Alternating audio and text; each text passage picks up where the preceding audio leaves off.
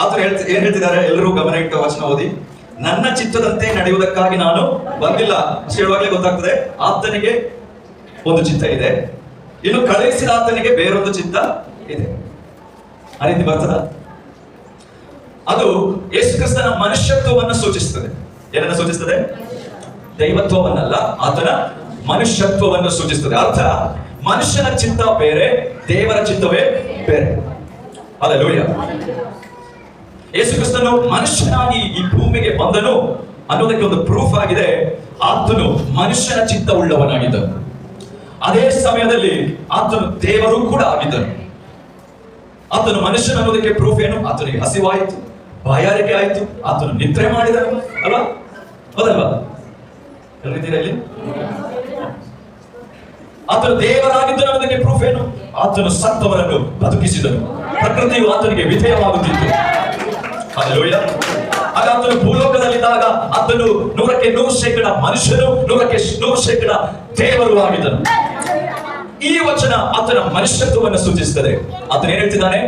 ನಾನು ನನ್ನ ಚಿತ್ತದಂತೆ ನಡೆಯುವುದಕ್ಕಾಗಿ ಬಂದಿಲ್ಲ, ನನ್ನನ್ನು ಕಳುಹಿಸಿದ ಆತನ ಚಿತ್ತವನ್ನೇ ನೆರವೇರಿಸುವುದಕ್ಕೆ ಪರಲೋಕದಿಂದ ಬಂದನು. Praise the Lord. ಈಗ ನಿಮಗೆ ಉತ್ತರ ಸಿಕ್ಕಿರಬಹುದು. ನಮ್ಮ ಪ್ರಾಣಕ್ಕೂ ಮತ್ತು ಆತ್ಮಕ್ಕೂ ನಡುವೆ ಇರುವ ಪರದೆ ಯಾವುದು?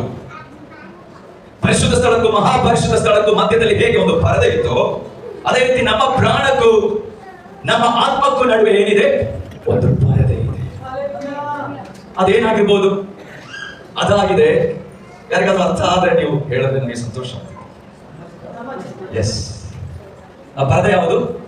ನಮ್ಮ ಚಿತ್ತವೇ ಆಗಿದೆ. ನಮ್ಮನ್ನು ಅತಿ ಪರಿಶುದ್ಧ ಸ್ಥಳವಾಗಿರುವ ಅಥವಾ ಕರ್ತನಾತ್ಮನ ವಾಸವಾಗಿರುವ ಆತನ ಸಾನ್ನಿಧ್ಯಕ್ಕೆ ತಡೆ ಹಿಡಿಯುವಂಥದ್ದು ಯಾವುದು? ನಮ್ಮ ಚಿತ್ತಗಳು. Price the lord. ನಮ್ಮ ಚಿತ್ತ ಅದು ನಮಗೆ ಬಹಳ ಇಷ್ಟ. ಯಾರ ಚಿತ್ತ ನಮಗೆ ಇಷ್ಟ? ನಮ್ಮದೇ ಆದ ಚಿತ್ತಗಳಿದೆ. ಕೆಲವು ಸಲ ದೇವರ ಚಿತ್ತ ಮತ್ತೆ ನಮ್ಮ ಚಿತ್ತ ಎಂಬ ವಿಷಯದಲ್ಲಿ ನಾವು ಯಾವಾಗ ಮಾತ್ರ ದೇವರ ಚಿತ್ತ ಹುಡುಕ್ತೇವೆ? ಮದುವೆ ಸಮಯದಲ್ಲಿ ಅಲ್ವಾ? ಮನೆ ಕಟ್ಟೋ ಸಮಯದಲ್ಲಿ. ಕೆಲವರು ಆಗಲೂ ಹುಡುಕಲ್ಲ. ನೆಕ್ಸ್ಟ್ ದೇವರ ಚಿತ್ತ ನೆನಪಾಗಬೇಕು ಅಂದ್ರೆ ನಮ್ಮ ಮಕ್ಕಳು ಬೆಳೆದು ಅವರ ಮದುವೆಗೆ ಟೈಮ್ ಹಾಕಬೇಕು. ಆಗ ದೇವರ ಚಿತ್ತ ಹುಡುಕೊಂಡು ಹೋಗ್ತೀವಿ. Praise the lord. ಯೇಸು ಸ್ವಾಮಿ ಹೇಳ್ತಾರೆ, ಯೋಹಾನ ಸುವಾರ್ತೆ 4ನೇ ಅಧ್ಯಾಯ, ನಮಗೆ ಓದಲಿಕ್ಕೆ ಟೈಮ್ ಇಲ್ಲ. ಆತನು ಸಮರಿಯ ಸ್ತ್ರೀಯೊಟ್ಟಿಗೆ ಮಾತನಾಡುತ್ತಿದ್ದಾಗ ಶಿಷ್ಯರೆಲ್ಲರೂ ಬಂದು ಹೇಳಿದ್ರು, ಸ್ವಾಮಿ ಬನ್ನಿ, ಊಟಕ್ಕೆ ಬನ್ನಿ, ಆಹಾರ ಸೇವಿಸುವ ನಾವು. ಯೇಸು ಸ್ವಾಮಿ ಏನು ಉತ್ತರ ಕೊಟ್ಟು ನಿಮ್ಗೆ ಗೊತ್ತಿದೆ ವಾಕ್ಯ. ಯೇಸು ಸ್ವಾಮಿ ಏನು ಉತ್ತರ ಕೊಡ್ತಾರೆ? ನನ್ನ ತಂದೆಯ ಚಿತ್ತವನ್ನು ನೆರವೇರಿಸುವುದೇ ನನ್ನ ಆಹಾರ. ಅರ್ಥ, ಊಟಕ್ಕೆ ಎಷ್ಟು ಪ್ರಾಮುಖ್ಯತೆ ಇದೆಯೋ ಅಷ್ಟೇ ಪ್ರಾಮುಖ್ಯತೆ ಯಾವುದಕ್ಕಿದೆ? ದೇವರ ಚಿತ್ತಕ್ಕಿದೆ. Price the lord. ನಮಗದು ನೋವಾಗಿ ಅನಿಸ್ತಿಲ್ಲ. ಕಾರಣ, ಚಿತ್ತ ಎಂಬ ಊಟ, ಅದಕ್ಕೆ ನಾವು ಸ್ಥಳಾಂತರಿಸ್ತಾ ಇದ್ದೇವೆ. ಯಾವುದನ್ನ? ನಮ್ಮ ಚಿತ್ತವನ್ನ ಇಡ್ತಾ ಇದ್ದೇವೆ. ಹಾಗಾಗಿ ನಮಗದು ಸಮಸ್ಯೆಯಾಗಿ ಕಾಣಿಸ್ತಾ ಇಲ್ಲ, ಪರದೆ ಆಗಿಯೂ ಕಾಣಿಸ್ತೇವೆ. ಹಲ್ಲೆಲೂಯಾ. ನಮಗದು ಏನಾಗಿ ಕಾಣಿಸ್ತಾ ಇಲ್ಲ?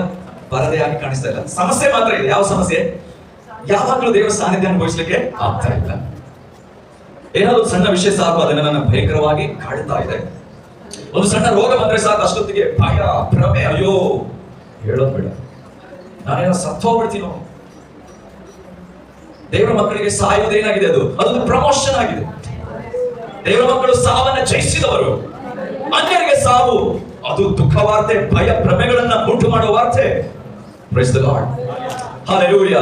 ಎಷ್ಟರಿಗೆ ಅರ್ಥವಾಗ್ತಿದೆ? ಯೇಸುವಿನ ನಾಮದಲ್ಲಿ ಪರದೆಗಳು ಇವತ್ತು ಅದು ಮುರಿಯಲ್ಪಡಬೇಕು.